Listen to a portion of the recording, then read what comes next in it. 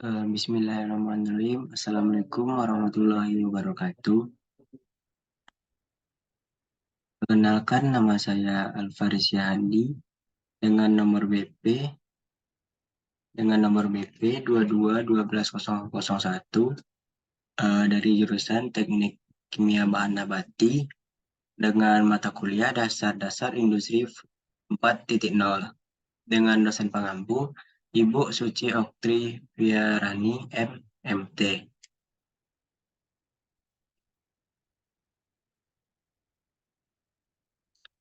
Baik, saya akan mempresentasikan tentang revolusi industri. Pengertian revolusi industri adalah perubahan besar-besaran mengenai cara manusia dalam mengelola sumber daya untuk memproduksi barang dalam berbagai sektor bisnis sehingga berdampak pada kehidupan ekonomi, politik, bahkan sosial budaya. Selanjutnya yaitu sejarah revolusi industri. Dimulai pada revolusi industri 1.0. Dimulai pada abad ke-18 melalui penggunaan tenaga uap dan mekanisasi produksi. Tenaga uap sudah dikenal penggunaannya untuk tujuan industri, merupakan terobosan terbesar untuk meningkatkan produktivitas manusia. Selanjutnya pada revolusi industri 2.0 dimulai pada abad ke-19 melalui penemuan listrik dan jalur produksi perakitan. Revolusi industri ini diikuti dengan penemuan tenaga listrik. Tenaga otot yang waktu itu telah terpindahkan oleh tenaga mesin. Perlahan-lahan mulai terpindahkan kembali oleh tenaga listrik. Walau bagaimanapun, masih tetap ada masalah yang menghalangi proses produksi di pabrik, yakni permasalahan transportasi. Selanjutnya, pada revolusi industri 3.0, dimulai pada tahun 70-an, pada abad ke-20, melalui otomatisasi parsial menggunakan kontrol dan komputer yang dapat diprogram memorinya. Sejak diperkenalkannya teknologi ini, perusahaan dapat mengotomatiskan seluruh proses produksi tanpa bantuan manusia. Produksi tanpa bantuan manusia, contohnya yakni yang diketahui dari hal ini adalah robot. Robot yang melakukan urutan terprogram tanpa campur tangan manusia, alias robot ini mandiri tanpa campur tangan manusia. Selanjutnya pada revolusi industri 4.0 ditandai dengan penerapan teknologi informasi dan komunikasi pada industri. Sistem produksi yang sudah memiliki teknologi komputer yang diperluas dengan koneksi jaringan dan memiliki gambaran digital di internet. Memungkinkan komunikasi dengan fasilitas lain dan jaringan semua sistem mengarah ke sistem produksi fisik cyber.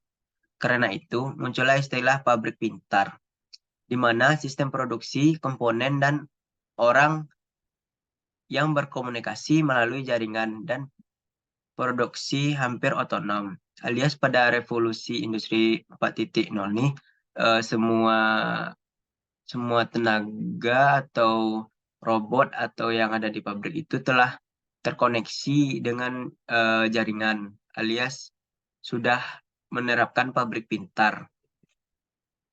Selanjutnya, prinsip industri 4.0. Yang pertama, yaitu interkoneksi. Adalah prinsip pertama dalam revolusi industri generasi keempat. Interkoneksi atau hubungan antar manusia, alat dan mesin dalam melakukan komunikasi satu sama lain dengan Internet of Things atau IoT dan Internet of People atau IOP. Yang kedua yaitu transparansi informasi. Teknologi yang digunakan tentu memungkinkan dan mempermudah seseorang dalam mengumpulkan berbagai jenis data penting dalam proses produksi. Yang terpenting adalah pengambilan keputusannya. Itu yang transparansi informasi. Selanjutnya yang ketiga, bantuan teknis, yaitu bantuan teknis menjadi prinsip ketiga dengan informasi yang relevan dan penting untuk mengambil keputusan secara tepat dan memecahkan masalah dengan cepat. Kehadiran cyber physical system akan membantu manusia dalam menyelesaikan pekerjaan berat dan berbahaya.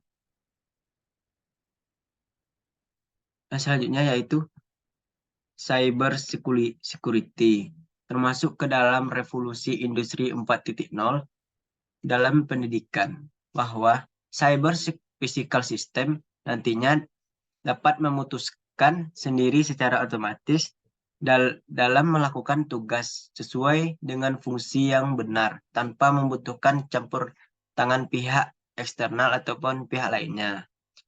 Jadi cyber security ini mampu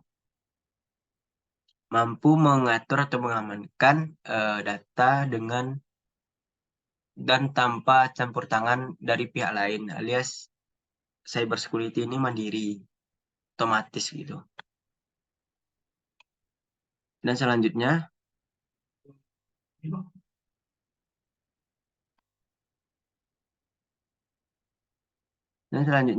industri industri 4.0 dapat dilihat dari gambar tersebut. Teknologi industri 4.0 telah berkembang dengan pesat. Dengan industri 4.0, yang pertama, keamanan. Dari segi keamanan, tantangan terbesar yang harus siap dihadapi industri 4.0 adalah contoh dalam penggunaan computing. Memiliki risiko terjadinya pelanggaran keamanan atau security breach dan kebocoran data atau data leaks.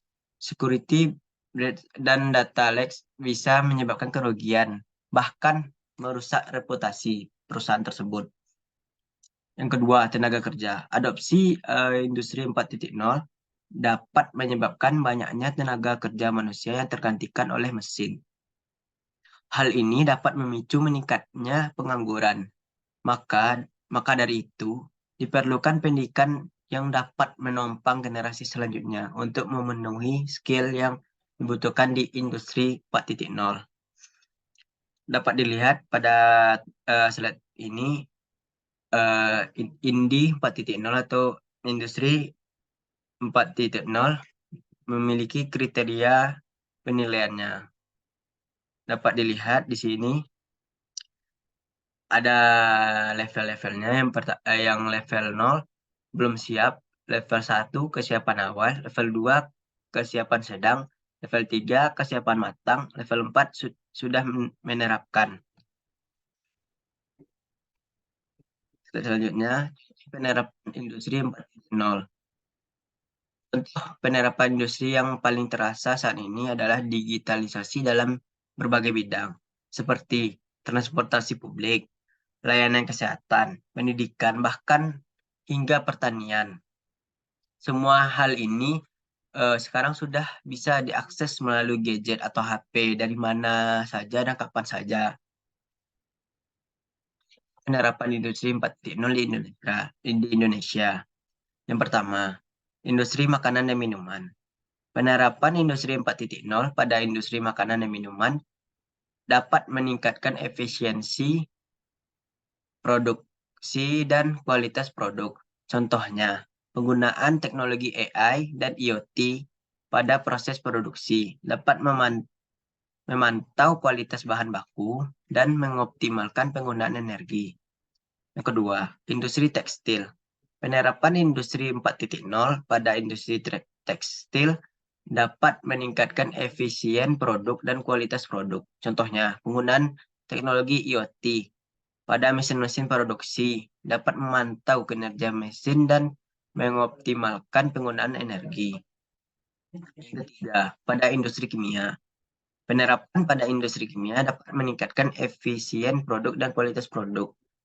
Contohnya, penggunaan teknologi IoT pada mesin-mesin produksi dapat memantau kinerja mesin dan mengoptimalkan penggunaan energi. Dan pada industri elektronik, penerapannya dapat meningkatkan efisiensi produksi dan kualitas produk. Contohnya, penggunaan teknologi AI pada proses produksi dapat memantau kualitas produk dan mengoptimalkan penggunaan energi.